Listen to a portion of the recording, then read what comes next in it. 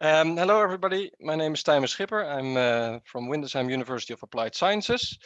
I finished my PhD recently in 2019 on the topic of lesson study, obviously, but more in the context of adaptive teaching. And this study that we present together with Swilin and Wouter van Jolingen is about an explorative study which we conducted at the WALS, the World Association of Lesson Study international conference that is held every year. And in 2019, it was held in Amsterdam. And we conducted a survey about the big ideas of lesson study, given the fact, as you have heard in the presentation of Sarah, that lesson study can really vary a lot between cultures, between nations. So we were wondering, and that's something you can see in this slide, how all those adaptations take place in different countries, because we know that lesson study grew rapidly. I don't know if you're familiar with the publication of The Teaching Gap by Stiegler and Hebert in 1999. That book brought lesson study from Japan to the United States, and from there it developed at such a pace that a lot of authors in the lesson study community argue that we have to be aware of the differences between cultures and countries, and whether we are still talking about lesson study, given the fact that we are going to adapt it to the cultural setting where it takes place. And that has to do with differences in educational systems. I list a few bullets here: centralized, decentralized systems, teaching traditions and preferences, countries where frontal teaching in front of huge classrooms is the common way of teaching, versus countries where teaching through problem solving is more common. Classroom size, composition, early tracking, that kind of elements play a role. In the Netherlands and Germany, I suppose the situation in secondary education is that at quite an early age, students are traced based on their cognitive levels. In other countries, that choice is made at a later age. And all those things influence how our systems, of course, look like, but also how professional development approaches like lesson study are adopted and adapted to suit the cultural system where they take place. Another thing is the history of teacher PD. Is it very common in a country to follow one-shot professional development activities where teachers go to external places to get their new knowledge, or is it already a country where professional development takes more place in a classroom-based situation? All those elements play a role, and that makes studying the impact of lesson study a huge challenge, is what a lot of authors argue, because, like you see here, the variability of its reinterpretations make it difficult to identify its common characteristics. And that's why in this study, the key question basically was, is there some sort of a common framework from which lesson study can be adapted culturally and contextually without losing its essential features? And what are those essential features? And are we still talking about lesson study if we adapt it to suit our local or cultural context? So by doing that,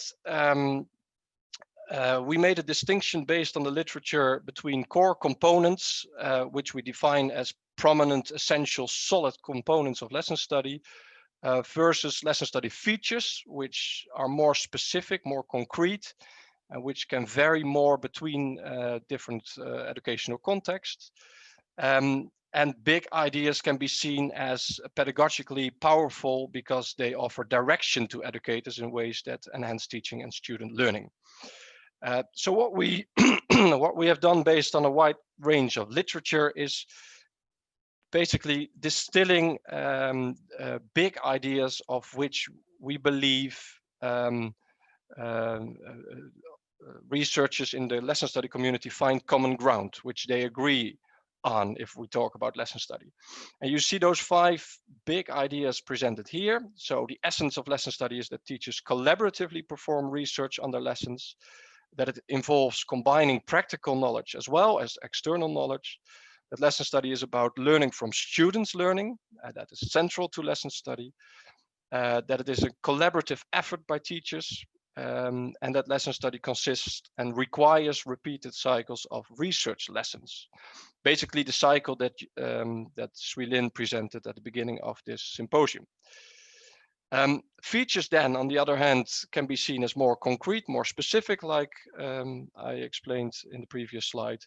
And you can think of a selection of learning tasks that are part of the lesson study process, how research lessons are designed, and how the performing of research lessons takes place, and the analyzing. If, for example, case students are part of the lesson study cycle, which is very common in the United Kingdom, as well as in the Dutch context. Whether a knowledgeable other is included in the lesson study process. Very common in the Japanese context, for example. In other contexts, a knowledgeable other can get a different role or has a different role. Basically somebody who is giving feedback at the end of a research lesson, now, etc. So you see different specific concrete features here. We conducted an explorative study, and what we did is translating those big ideas and features into 17 statements, which the participants at the Walls 2019 were asked to fill in on a 5-point Likert scale. And for each big idea or feature, there was a possibility to leave comments after each statement. 53 people filled in the questionnaire. Here you see some descriptives: the average age, 48 years old, the distribution of male, female, average lesson study experience, but also 2 tables where you see the demographics. The majority of people coming from Asian countries, followed by Europe. And on the other hand, you see the function, where some people filled in more than one function, but most of the people filled in, they were identifying themselves as researchers. I see some flashing things in my screen. I don't know if, yeah. If we continue to the following slides, you see the a first overview of the average scores. So the 53 people filled in the statements, and in terms of the big ideas, you see that for all big ideas, they rated the big ideas very high. 4 or higher, meaning they agreed or fully agreed with the big ideas that we presented them.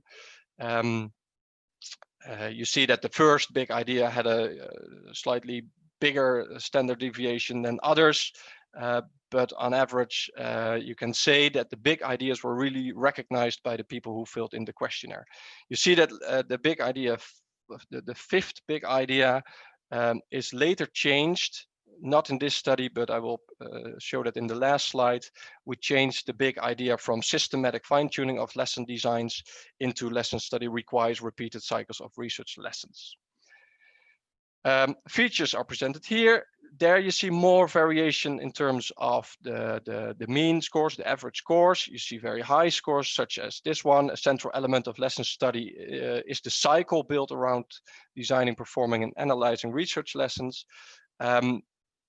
But also we included a feature which is not really a feature of lesson study, which is lesson study is focused on designing a unique or perfect lesson study. We believe that's not the case, but we were wondering if the participants, how they would rate this question or statement. And you see that this is relatively a statement which is relatively perceived as well, where people disagreed more than agreed, you could say, or halfway. And you see different features here where you see a variation. And in the following slide, the preliminary conclusions, we could say that the big ideas are shared among participants. So no significant differences in terms of demographies. Of course, you can say it's a relatively small sample size, but based on the average scores, you could say the big ideas are definitely recognized by the participants.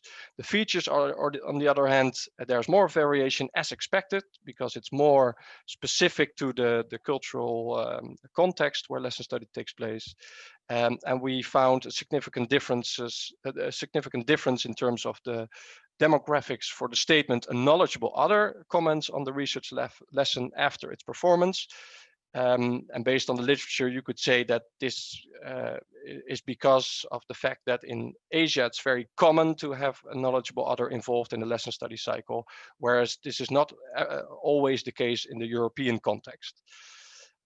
Also a difference in the application of case students, like I explained previously.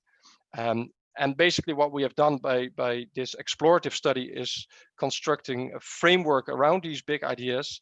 And we elaborated on these big ideas in a recently published, last week, I believe, study, not really about cultural adaptations, but more about the online lesson study context, which is an additional complexity, you could say. But the big ideas are presented in this article. And also how this relates to the online context. So if you're interested about or interested in these big ideas and the lesson study features and how we came to formulating these big ideas, I would recommend you to look up this article, and we are happy to share this with you.